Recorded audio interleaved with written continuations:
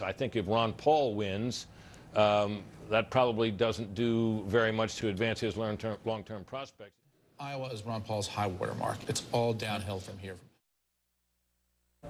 There's concern about his foreign policy, and I think that's the issue that's causing a lot of Republicans to have second thoughts about Ron Paul. He's running against Ron Paul, who, in my opinion, isn't really ultimately a credible nominee. As for Ron Paul, we say again that he has little chance to be nominated. So you're wincing. Yeah, it doesn't matter. Ron Paul is not going to be the Republican nominee. Romney is, and Republicans just don't want to vote for him. They will in the end. But don't his supporters, won't they be saying, well, wait a minute, he's appealing to independents. At least give him credit. Why not give him a... I give him enormous amount of credit, but he's not in terms of, he's not going to be the Republican nominee. I've given him credit. He organizes people, the intents, he raises money. But in terms of even Ron Paul might fool you, James. Right. I don't think Ron Paul is going to be the nominee. He is an utterly meaningless candidacy in terms of the final outcome. What he is a decoy. He's an additional prop on this set, and he can stay on the set for a long time because all he needs is airfare to the next town to keep this thing going. He's never going to be president.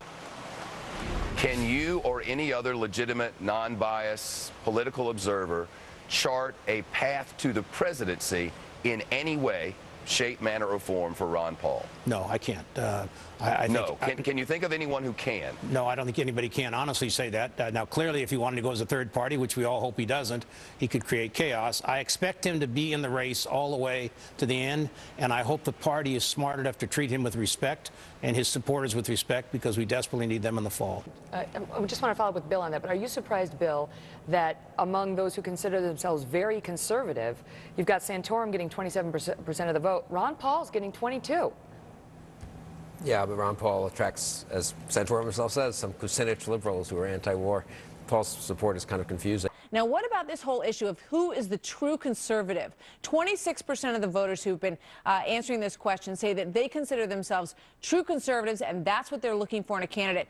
40% of those true conservative voters, as you can see in the first column here, went for Ron Paul. The GOP had better not marginalize Ron Paul and his supporters after this, because Ron Paul and his supporters understand that a lot of Americans are war-weary and we are broke, and he has reached these constituencies who are very concerned about the solvency of the U.S., and he has proposed solutions with his austerity measures that he'd like to see implemented. So the GOP had better listen to what these Ron Paul supporters are saying, better work with them.